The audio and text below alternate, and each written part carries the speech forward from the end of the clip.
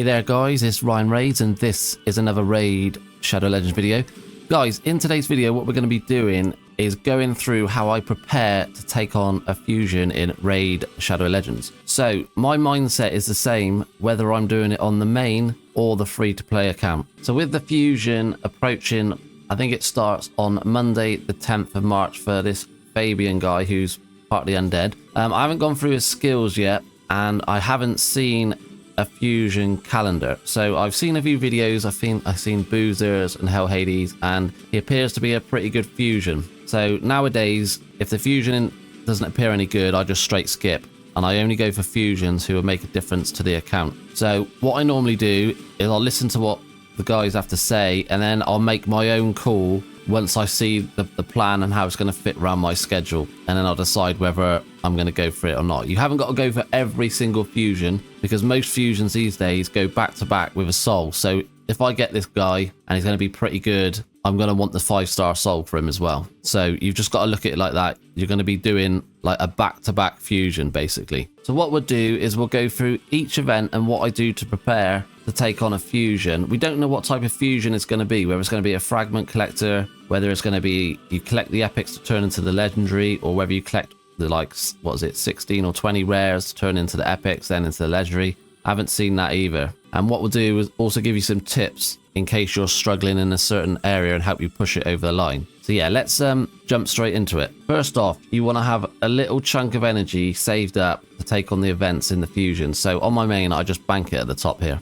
You want a decent little chunk of silver, so I've got 100 million on the main, and you want a decent chunk of gems, so I've got almost 12,000. So on the free to play, so what I do now is I'll start banking a bit of energy up here, so I have like 1,000, maybe 2,000. I've got at least 20 to 30 million silver, because it costs about 20 to 30 million silver per artifact enhancement event. And then I've got about 1,000 to 1,500 gems. This is free to play. On the main, it's a bit different. And then what I also do on the free to play, I've also done it a bit here, but all those energy pots you get from logging in, like the daily login rewards you get. So I think you get an energy pot every 2 to 3 days. So I just store them in your inbox. I keep hold of them for when I want to do a fusion.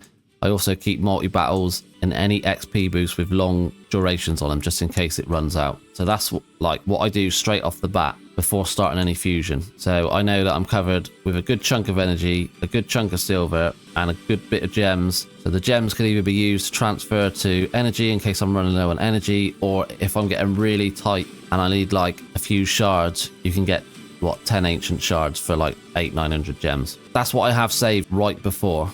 That's what I start saving. Right, let's start off with the 2 events where most people fall over on a fusion, which is the summoning event. So you've got the summon rush and you've got a champion chase. Sometimes they do shake it up a little bit and they have like a hero's path maybe, or a deck of fate, but we'll just go with like how a standard fusion normally runs. So with a summon rush, you want about 5 to 6 sacreds in the bank to complete it. So just get your fragments or get your rare and then get out. So for a champion chase, I would say you want about 50 ancients to get it over the line. They sometimes have a 2x event running alongside the champion chase, which is quite nice. So yeah, you want about 50 ancients, but you can do things to sort of help yourself out in the champion chase. So what I do is I keep hold of my fragment summon. So I've got 1 legendary, which is 500 points. And then we've got 1, 2, 3 epics there, which are 250 points each. So I keep hold of them. And in the champion chase, I just pop them out. So what that will give me, 500, 1,250 points, and I haven't even got to pull a shard. And then if it's where you're collecting the rares or the epics, or even the fragments actually, if they do it where the champion chase comes later on in the event, you can summon them for extra points as well. So you might not even need the 50 ancients. And then thirdly, you can also get some of these fusions ready in here. So on the main, I don't tend to bother with this. I'll just pull my fragment summons and then finish it off with shards. But on the free to play, it's completely different. So I will try and get some of this ready. So I'll try and get these 4 rares to fuse into Relic Keeper, which is 250 points. And I'll try and get these 4 rares to fuse into Broadmoor, which is another 350 points. And then when you've got the Raz infusion there's 4 epics there. And I try and, if I can get a couple of those as well, I'll try and go for them as well. So you're just like cutting back on the shards you have to pull to try and get either the fragments or the rare or epic or whatever it is. So if you're a little bit short on shards, you can obviously use gems to get some extra shards if you need to push it over the line. You could even go, I have done it before, and go full on mystery shards and finish off a tournament if you have to that way. It's a bit of a grind if you got to do like 1500, 2000 mystery shards, but if it's a decent fusion and you're short on shards, it might be worth doing. And then you just want to see around your account where you can pick up extra shards. So normally a few days before, I'm looking out to see where there are any extra shards. I don't normally tend to on the main because I've got enough shards and I just save them anyway. But on the free to play, I'll be looking. So I'll go into the daily rewards and be like, how close am I to any shards? So I've got a primal there, for example. So that's 3 days away. Do you get any more shards in here anywhere? No. So then we go missions. So I've got an ancient there, and I just have a look down to see if I can get to any shards. We've got an ancient there, sacred there, see if I can get any of them done. And then we want your quest to see how close you are to your monthly void and sacred. So on this account, I'm 21 days away, so that will probably be a bit too far. But if you're only like 5-7 days, you might be able to sneak these in as well. And obviously you get your weekly ancient, so I'm 1 day away from the weekly ancient, so that's another shard. Where else are we getting shard? Clan shop, I think you can get some. Not all the time, but I think you can. I think they do drop in here. Yeah, they're not in here at the moment, but you can get them from here. I think you definitely get a void from here. So you can get another shard from there. You obviously get your clan boss shards. So whatever you drop within the next, so next say 2 or 3 days, whatever you drop from clan boss, you can bank those shards as well.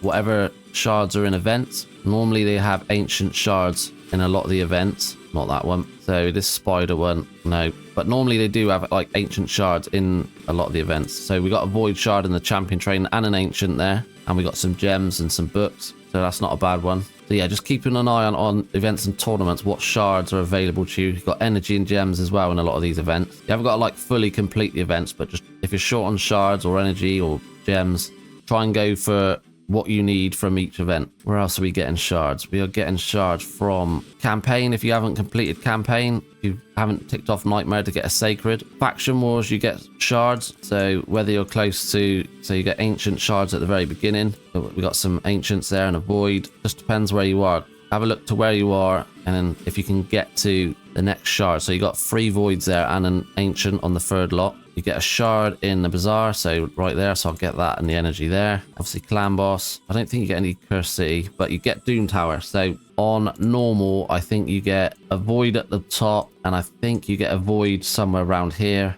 And then if you can do hard, you get a bit of energy as well. You get a void there, that's 3 voids, sacred, 4 voids and 2 sacreds from hards, and I think you get 2 voids from normal. So you can get shards from around the game if you're really struggling with shards, and they do quickly all add up. So that's what I do. I just try and get all the shards what available what I can on the main, and I just save them. That's all I do. So that's the summon events covered. So we normally have 2 summon events, so the summon rush and a champion chase, and then we have 3 dungeon divers, and I would argue that they are normally harder than the summon events, just because the points threshold has gotten higher and higher and higher over time.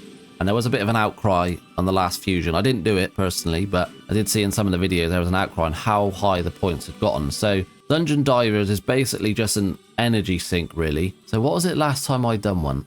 I think it was about 3.5k points for Dungeon Divers for the fragment. So you basically want about 3.5k energy to complete a Dungeon Divers. And it all just depends what other events are overlapping the Dungeon Divers. You could be quite lucky and have, say, a Dragon tournament at the start and then an Ice Golem tournament at the end, so you can double dip. They have done it on a few occasions where there's nothing overlapping and you've just got to burn energy. So you want about, let's say, 3,500, like 10,500 energy, let's say, complete the Dungeon Divers. But that's if there is no overlapping champion training or dungeon events alongside it. So we'll just have to see how the calendar drops and make your decisions on how much energy you're going to need based off that. So that's the Dungeon Divers. Then we have, I think it's 3 artifact enhancement events, and they cost typically 20 to 30 million silver per event. So you want 60 to 90 million silver to complete a fusion. So if you start off with about 20 to 30 million, you'll normally be all right, because you'll gain all the silver from champion training, you'll gain all the silver from all the dungeons you're farming and all the gear you're